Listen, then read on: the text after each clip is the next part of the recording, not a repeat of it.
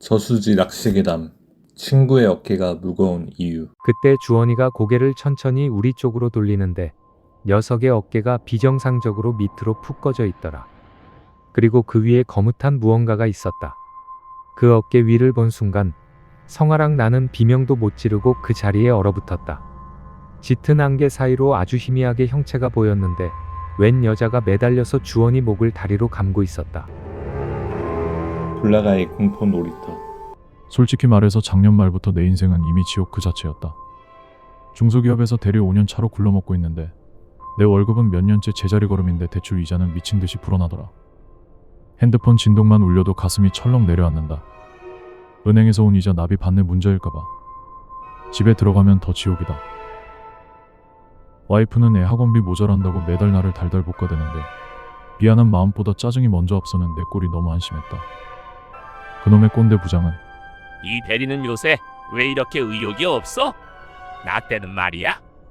같은 소리를 매일 저녁 8시까지 나를 붙잡아두고 읊어댄다. 소위 말하는 정신교육인데 정말이지 사는 게 지옥보다 더하다고 느껴지더라.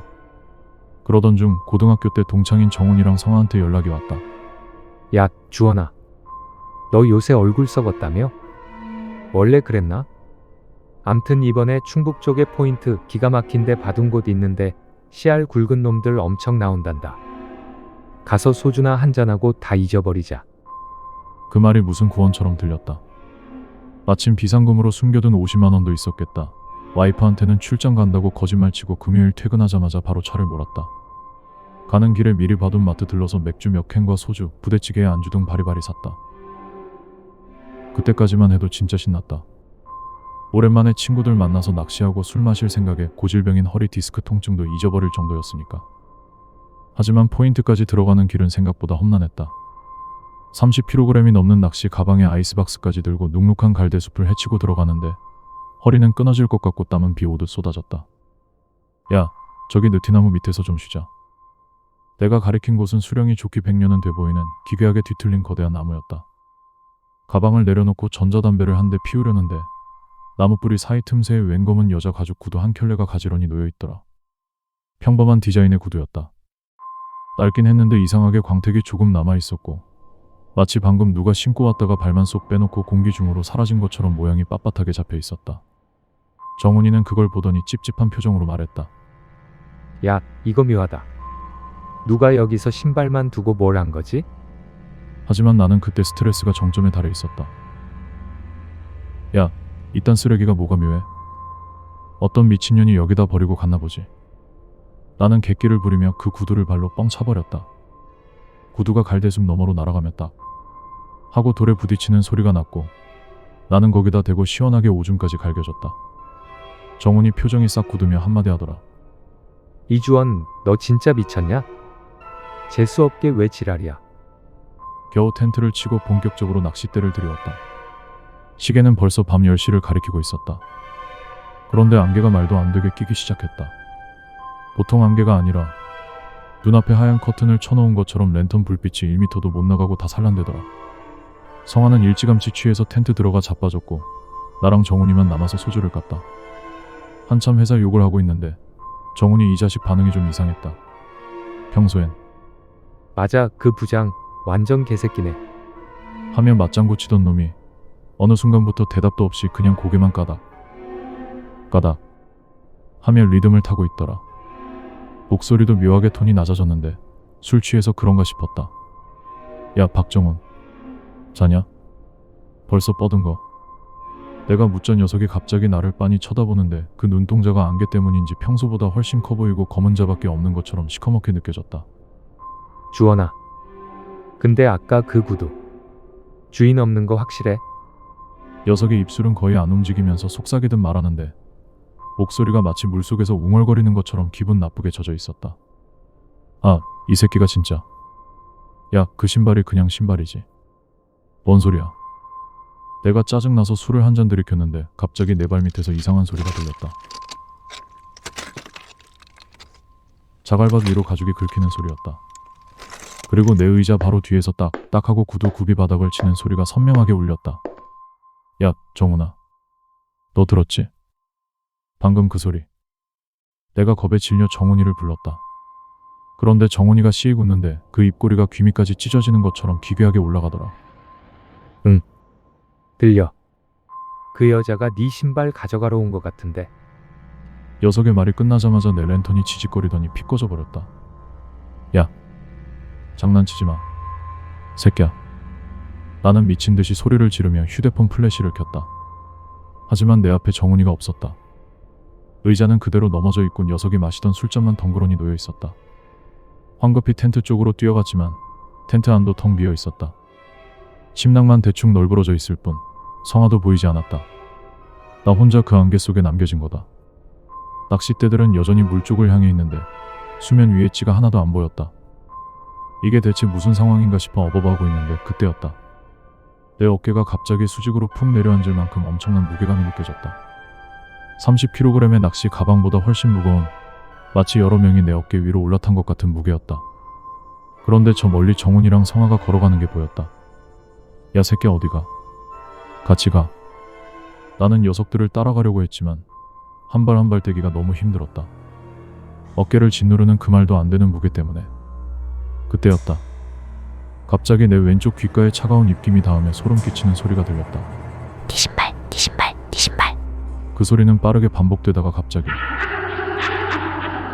하는 귀가 찢어질 것 같은 금속성 굉음으로 변했다. 숨이 가빠오기 시작했고 점점 숨이 쉬어지지 않았다. 솔직히 말해서 그날 밤 저수지의 안개는 절대 정상이 아니었다. 랜턴을 아무리 밝게 켜도 빛이 안개에 먹혀버려서 바로 앞에 있는 애들 얼굴도 흐릿하게 보일 정도였다. 성화는 술 기운을 이기지 못하고 텐트 들어가서 뻗어버렸고 나랑 주원이랑 둘이 저수지 바라보며 앉았는데 어느 순간부터 주원이 이 새끼가 이상해지기 시작했다. 분명 나랑 대화를 하고 있었다. 상사욕도 하고 대출이자 걱정도 하면서. 그런데 갑자기 주원이가 뒤쪽 허공을 멍하니 보더니 싱글벙글 웃는 거다. 그러더니 갑자기 목소리를 깔고 어우 예쁘시네요. 신발이 참 잘 어울려요. 이 지랄을 떠는 거다. 소름이 쫙 돋아서 뒤를 돌아봤는데 안개 말고는 아무것도 없었다. 나는 야 이주원 너 취했냐? 장난치지 마 라고 소리쳤지만 녀석은 내 말을 아예 못 듣는 것 같았다. 더 소름 끼치는 건 주원이의 반응이었다. 녀석은 계속 허공에 대고 술을 따라주는 신용을 하더니 자기 잔을 비우고는 꺽꺽대며 웃더라. 그런데 그 웃음소리가 우리가 알던 주원이의 목소리가 아니었다. 쇠 긁는 소리 같은 게 섞인 아주 가늘고 젖은 여자의 웃음소리가 녀석의 목소리와 겹쳐서 들렸단 말이다. 그때 텐트에서 성화가 비명을 지르며 뛰쳐나왔다. 야, 이주원, 저 새끼 왜 저래? 성화 얼굴은 이미 사색이 되어 있었다. 우리는 주원이를 억지로라도 끌고 나가려고 양팔을 붙잡았다. 그런데 시발, 이게 말이 안 됐다. 주원이 이 자식이 마치 땅속에 뿌리를 박은 것처럼 미동도 안 하는 거다. 성인 남자 둘이서 온 힘을 다해 당기는데 주원이 몸무게가 무슨 1톤은 되는 것처럼 무거웠다. 그때 주원이가 고개를 천천히 우리 쪽으로 돌리는데 녀석의 어깨가 비정상적으로 밑으로 푹 꺼져 있더라. 그리고 그 위에 거뭇한 무언가가 있었다. 그 어깨 위를 본 순간 성화랑 나는 비명도 못 지르고 그 자리에 얼어붙었다. 짙은 안개 사이로 아주 희미하게 형체가 보였는데 웬 여자가 매달려서 주원이 목을 다리로 감고 있었다. 그 여자는 아까 우리가 봤던 그 검은 구두를 신고 있었는데 발과 구두 쪽이 온통 피범벅이었다. 거기서 검은 피가 주원이 어깨 위로 뚝뚝 떨어지고 있었다. 여자가 우리를 향해 고개를 획 꺾더니 입이 귀가 찢어지게 웃으며 조용하라는 듯 검지를 입에 가져다 대고 있었다. 주원이는 그것도 모른 채 네 신발 네 신발 네 신발 하고 미친 사람처럼 빠르게 중얼거리며 저수지 앞으로 터벅터벅 걸어갔고 급기야 물속으로 들어가는 거다. 멍하니 그 장면을 보다가 성화가 야, 저 새끼 잡아. 하고 소리치는 바람에 정신이 번쩍 들었다. 우리는 녀석을 잡으러 물속으로 뛰어들었다. 수심이 꽤 깊어서인지 몇 초 안 되는 짧은 순간에도 녀석은 이미 얼굴까지 물에 잠긴 상태였다. 다행히 성화가 수영을 좀 할 줄 알아서 녀석을 거의 제압하듯이 꽉 붙잡아 겨우 무트로 끌고 나올 수 있었다. 우리는 정신없이 주원이를 들쳐업고 주차된 차로 미친 듯이 뛰었다. 그때 뒤에서 들리던 소리를 평생 못 잊을 거다.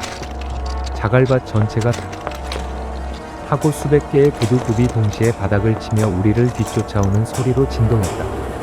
차에 올라타서 시동을 거는데 지붕 위로 뭔가 하고 떨어지더니 구두굽으로 차 지붕 철판을 미친 듯이 내려찍는 소리가 들려왔다. 모르겠다. 그 다음부터 어떻게 거기를 빠져나왔는지 기억조차 안 난다. 아니, 너무 끔찍한 기억이라 뇌가 스스로 그 부분만 편집해서 지워버린 것 같다. 그 일이 있고 나서 한참 뒤, 주원이 안부도 물을 겸 우리 셋은 다시 녀석의 집 근처 호프집에서 모였다. 녀석은 그날 밤의 일을 그냥 단순한 해프닝 정도로 가볍게 웃어넘기더라. 내가 그때 너무 취했었나 봐. 우린 그날 밤 기억이 지옥 같은데. 그러다 녀석이 화장실에 갔고 좀 있다 나도 소변이 마려워 따라 들어갔다. 그때 나는 봐버렸다. 화장실 칸 안에서 혼자서 누군가와 대화하고 있는 녀석의 목소리를.